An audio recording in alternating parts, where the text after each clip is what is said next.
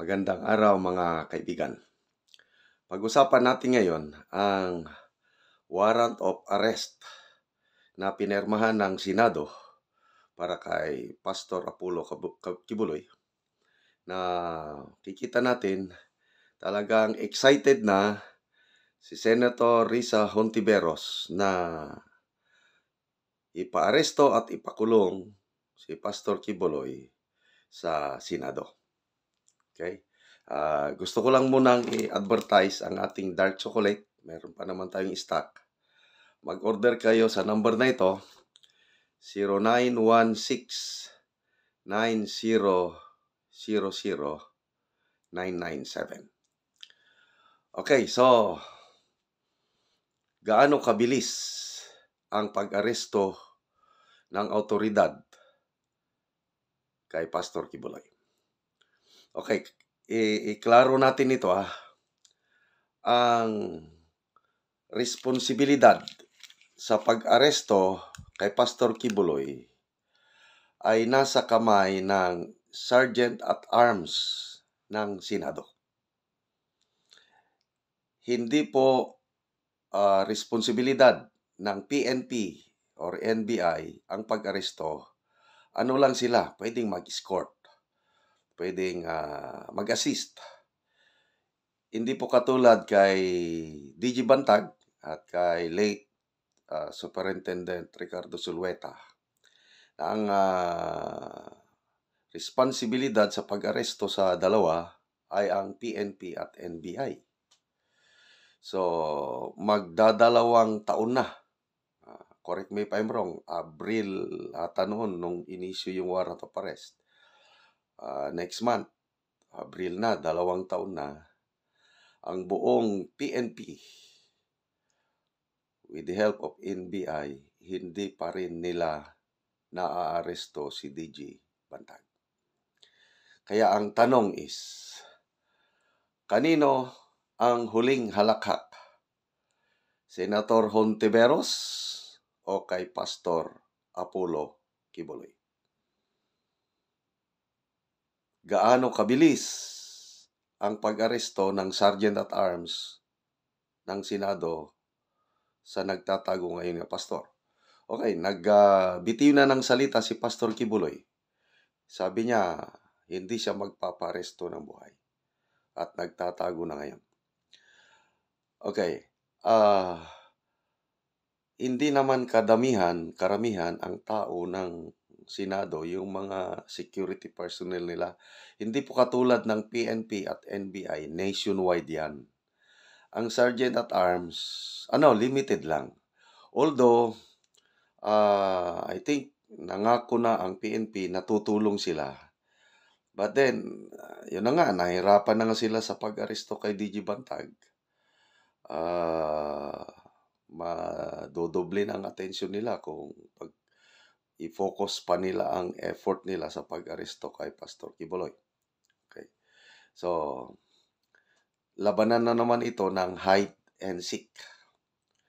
Ano sa tingin nyo? Saan ngayon nagtatago si Pastor Kibuloy? Nandun pa ba siya sa prayer mountain niya sa Davao?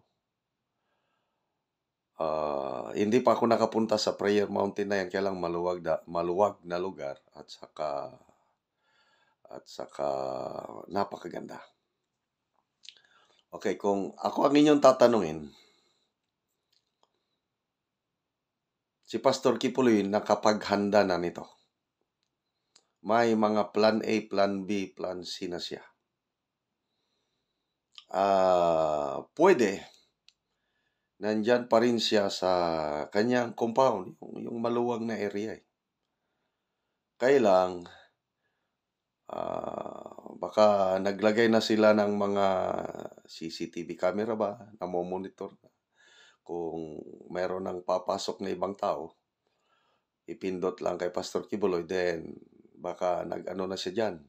May sikretong taguan na dyan na kahit darating ang 1,000 tauhan ng Sergeant at Arms ng Senado kasama ang pulis, halughugin nila ang buong prayer mountain, wala silang makita dahil nakapaghanda na ng taguan si Pastor Kibuloy. Diyan lang sa prayer mountain niya. Okay, in case na lumabas na siya sa prayer mountain, ang Davao napakaluwag din. Yung Davao City, if I'm not mistaken, ang Davao City is the largest city in the world in terms of land area. Grabe, napakaluwag ang Davao. So, yung buong Davao City na yan, area ng mga Duterte. Unbeatable ang mga Duterte. Lahat ng mga kapitan ata yan, lahat ng mga yung mga katutubo. O maalala nyo nung prayer rally in support kay Pastor Kibuloy, maraming katutubo na nagpunta doon. So, aside sa prayer mountain, ang isang pwedeng pagtaguan ni Pastor Kibuloy sa mga tribal areas na kung saan maraming sumusuporta sa kanya. Nako, maalala ko, when was that? 1990. First lieutenant pa lang ako. Merong nagtago na renegade colonel. Hindi ko na lang banggitin ang pangalan. Basta Ram. Kasamahan ni na Colonel Lunasan. Nagtago sa tribal area, Higaonon tribal area sa Esperanza, Agusan del Sur. Hinahunting itong renegade colonel ito na basta Ram, mga nagkudita, hinahanap ng Cory government para huliin. Nagpunta siya sa tribal area na kung saan siya lumaki as an officer. So mula pa tiniente, kapitan, hanggang nag-colonel, kabisado niya ng area. Full support sa kanya yung Higaonon tribe. Nako, hirap na hirap. Ilang batalyon ng Marines ang dinala doon. Walang nagawa ang mga Marines. Of course, nandun din ang Army. Kailang yung mga Army, sympathetic doon sa hinahanap nilang Army colonel. Kaya wala rin. So, nabigo ang mga Marines. How many battalions? Hindi ko na matanda. Basta ang dami. Nabigo sila sa paghanap sa renegade colonel na yon dahil nandun siya sa kanyang teritoryo na full support sa kanya ang mga katutubo. So, yan din ang isang nakikita ko kay Pastor Kibuloy. Hindi na siya aalis sa Davao City. Diyan lang siya sa kanyang prayer compound. Nakatutok na ang mga camera sa mga lalapit sa kanya. Ang administrator ngayon ng Kingdom of Jesus Christ Properties, si Tatay Digong na. And I believe na hindi papabayaan ni PRRD ang kanyang best friend. Dito mo masusukat ang strength ng kanilang friendship. Although tahimik lang, kailang basta yan ang aking analysis. Hindi pababayaan ni PRRD ang kanyang best friend at yun na, nakaplano na yan paano nila evade ang mga arresting forces. Sergeant of Arms man yan ng Senado, kasama man ng Police o NBI. So, it's a challenge sa Senado kay Senator Hontiveros na excited nang mapakulong si Pastor Kibuloy. Kailang ulitin ko yung tanong. Kanino ang huling halakhak? Kibuloy or Senator Hontiveros? Sino ang iiyak? So, kayo, mag-comment kayo. May napanood akong short video. Nako, grabe.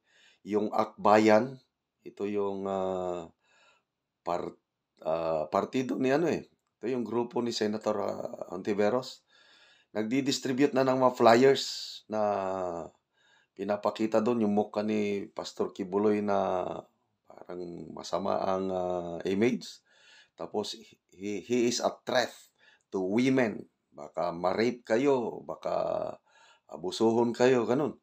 Ano na nila, talagang trial by publicity na ang ginagawa kay Pastor Kibuloy. Kaya sige, good luck sa mga arresting forces maghuli kay Pastor Kibuloy. Sana hindi kayo matulad dito sa magdadalawang taon na DG Bantag hanggang ngayon hindi pa rin nila mahuli.